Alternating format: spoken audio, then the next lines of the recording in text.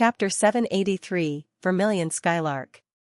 On war-torn Yenlu Island, a ruthless band of desperate refugees attacks a hidden doomsday survivor camp, slaughtering men and ravaging supplies.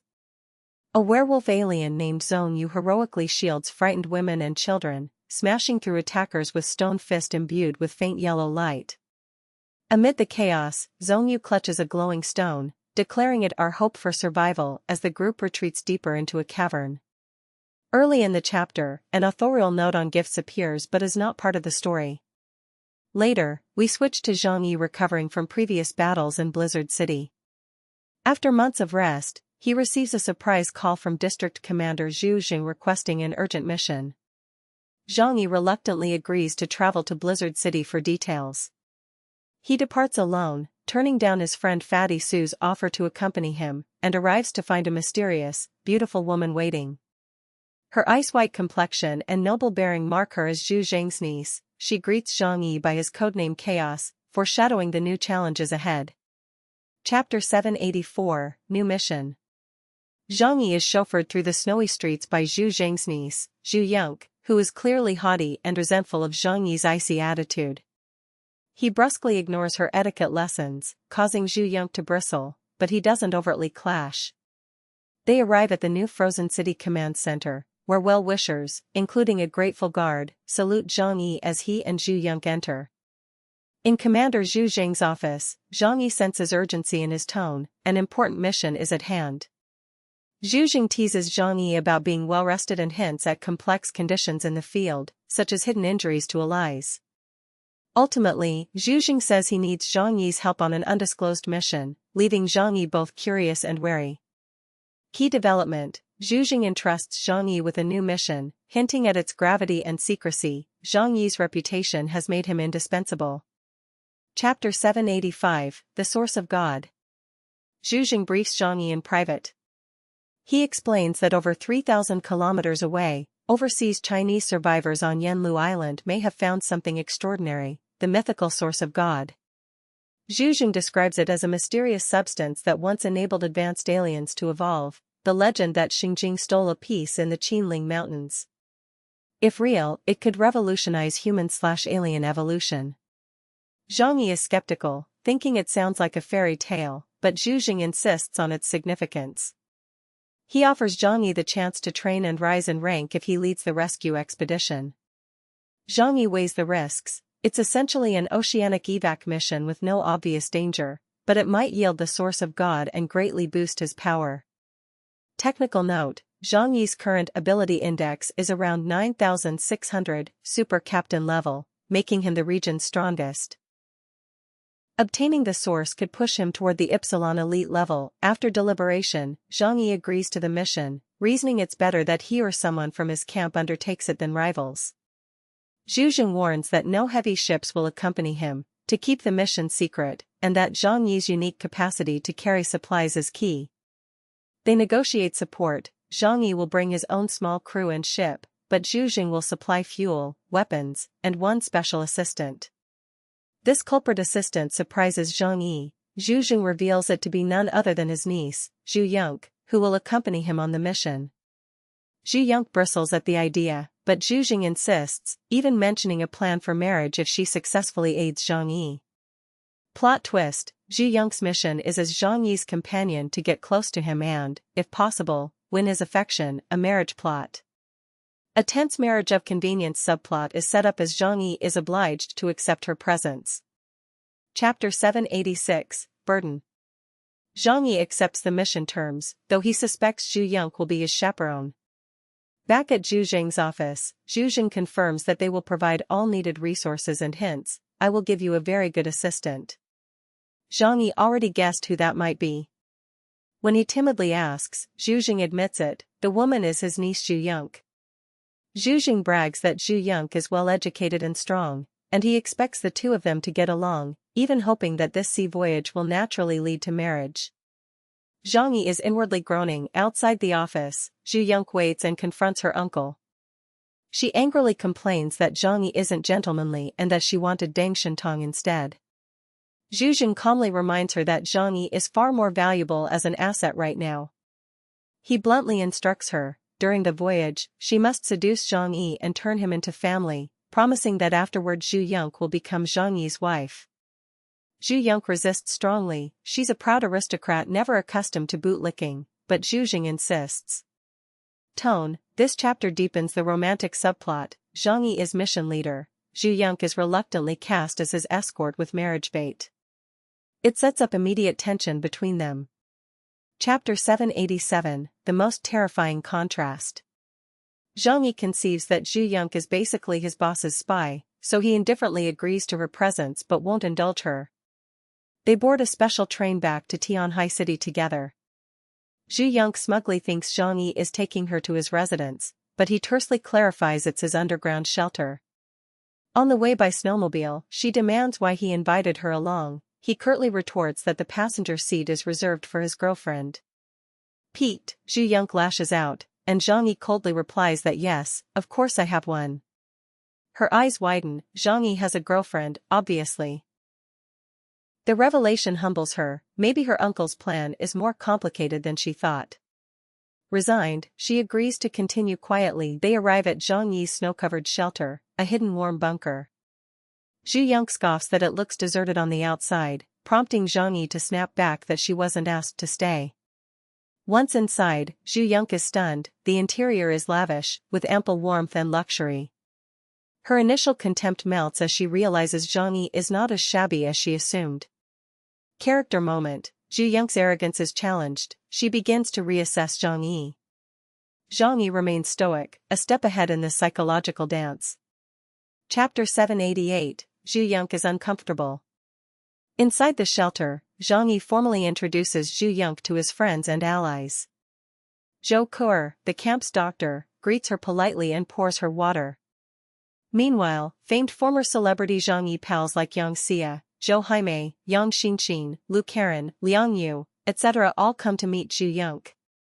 Zhu Yonk immediately feels awkward. She spots Zhou Ke and Yang Xia fawning around Zhang Yi, and younger women like Yang Xinqin and others, very beautiful, give her the eye.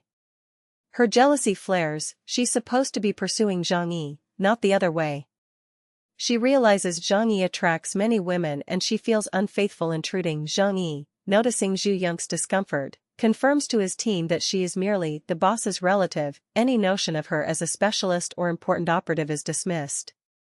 The others laugh that she seems to be eyeing Zhang Yi jealously. Yang Xinqin candidly suggests Zhu Yonk is in competition for Zhang Yi's attention. Zhang Yi smirks that Zhu Yonk is just behaving as an entitled daughter of a big leader. Zhou Ke and the others tease that Zhu Yonk is obviously attracted to Zhang Yi. After all, she made a big fuss when she first saw him. Zhu Yonk herself tries to hide it, but it's clear she's uneasy being one of many vying for Zhang Yi. Emotional beat. This chapter highlights Zhu Yonk's jealousy and seething realization that pursuing Zhang Yi will be harder than she thought, and Zhang Yi's calm confidence among friends. Chapter 789, Preparations for Going to Sea. Zhang Yi readies for the ocean journey. Only he, Dr. Zhou Ke and Zhu Yonk will go. All other shelter members stay behind. He commissions Qin Jingguan to furnish an icebreaker ship and an experienced crew. By afternoon, they inspect the Jinfeng, a 106-meter, 16,000-ton advanced icebreaker with 2,000-ton fuel capacity, enough for world-class voyages. Chen provides Zhang Yi with 12 veteran sailors, with at least 7 years each and ocean experience, including stalwart old Tian. Zhang Yi briefs the crew. They must keep absolute silence, treat him as Captain or Mr. Zhang, and never speak of the mission, even to the rescued survivors. The crew promptly agrees. Zhang Yi also orders Chen to collect all the sailors' personal weapons to redistribute them uniformly. He inquires about mounting ship guns. Chen says adding heavy armament would delay departure, so Zhang Yi decides to rely on lighter defenses instead. He plans to use land artillery pieces and sea mines in emergencies. That night, Zhu Yonk confronts Zhang Yi privately about Zhou Ke joining. She whines that he brought his girlfriend along on a secret mission, which is inappropriate. Zhang Yi flatly replies that Zhou Ke is needed as their ship's doctor. When Zhu Yonk persists, suggesting her beauty alone should suffice, Zhang Yi jokes that he only brought one beautiful woman, implying he finds Zhou Ke more attractive. Infuriated, Zhu Yonk demands seriousness. For the first time, Zhang Yi barks at her, "Ms. Zhu, I'm in charge here. You're just accompanying me. Don't interfere or I'll send you back." His tone bears cold, battle-hardened menace and Zhu Yonk immediately slumps meekly. The chapter ends with Zhang Yi's stern warning hanging in the air. Impact: Zhang Yi establishes command and humiliates Zhu Yonk, ending her earlier arrogance. Chapter 790, Mines. At daybreak Zhang Yi boards the Jinfeng with Zhou Kur and Zhu Yonk. Zhang Yi refuses the pleas of the shelter's women, who wanted to stow away his crew. He insists this is a critical mission, not a pleasure cruise, and he alone will lead with just 2 companions. Family members bid them a careful farewell. On board, Zhang Yi and Zhou Kur stow their gear in the ship's secure alien space container. Zhu Yonk, proud yet ungrateful, drags up 2 massive suitcases from shore. Zhang Yi smirks silently as Uncle Zhu's aides help her. Once aboard, Zhu Yonk calls Zhu Jing to announce departure, a calculated show of daddy's backing. Zhang Yi quietly orders Lao Tian to raise anchor. The giant icebreaker plows through the sea ice and sets course. Comfort is ensured. Zhang Yi has requested warm cabins, plenty of fuel, and good food, supplied from the alien space store. With his high status, he spares no comforts for the voyage. The first days pass uneventfully. The experienced sailors recall dangerous sea routes avoided. They will not skirt pirates, they plan a direct course, and will stay clear of areas where sea monsters lurk. They have ample provisions, so no need to rush. Safety is their first priority. Zhang Yi's crew cheer to be on mission with their famed captain. Old Tian gloats he can tell his grandkids he sailed with Zhang Yi. About 2 weeks in, trouble begins beyond their home waters. On the 17th day, near neon-controlled seas, small pirate boats swarm the Jinfeng at high speed. Setup: the chapter ends just as the threat appears, foreshadowing confrontation with neon raiders. Chapter 791, Neon Pirates. Zhang Yi swiftly handles the pirate attack. Armed speedboats, neon pirates with guns and rockets, approach, demanding surrender. Zhang Yi arms himself with his divine sword and leaps onto the first pirate boat.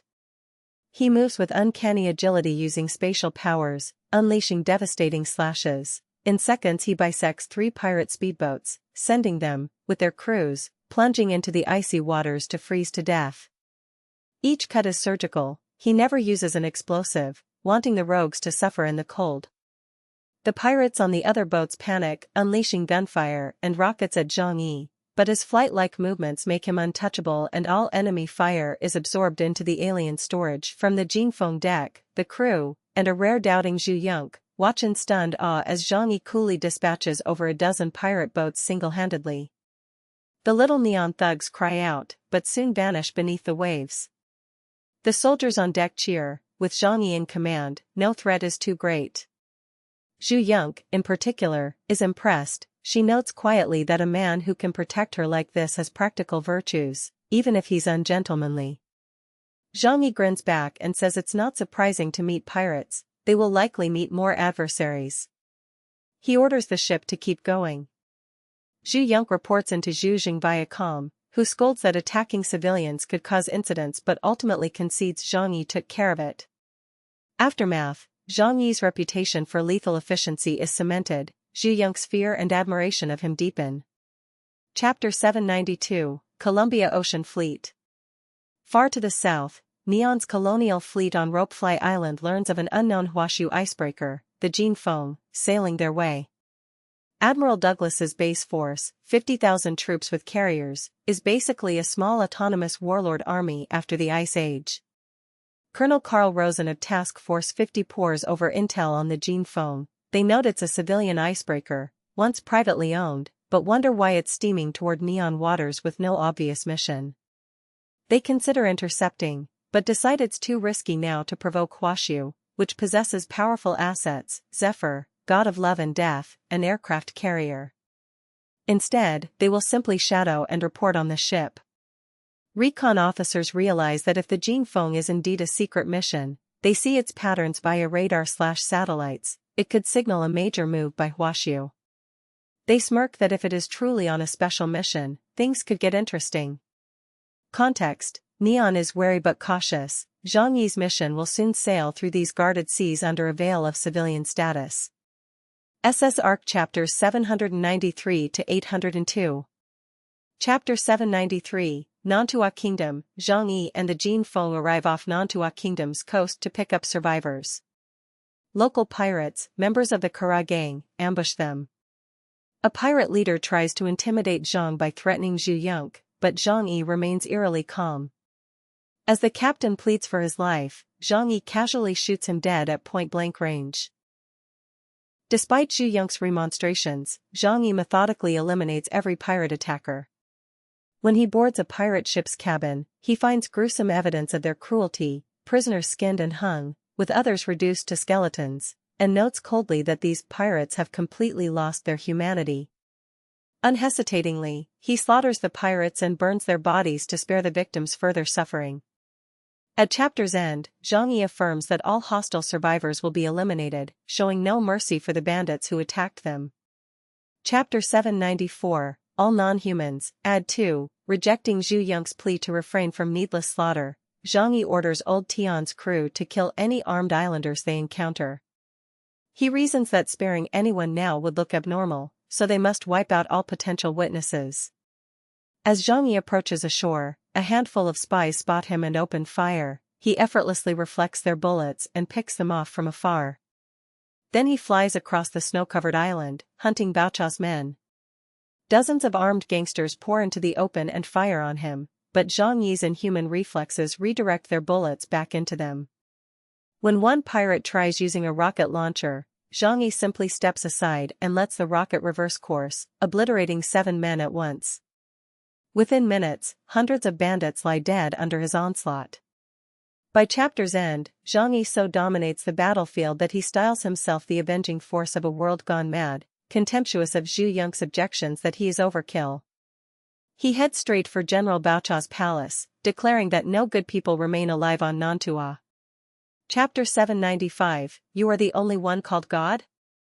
Zhang Yi storms Baocha's fortress. At the gates he faces Baocha's regular troops, who shout threats invoking their divine punishment.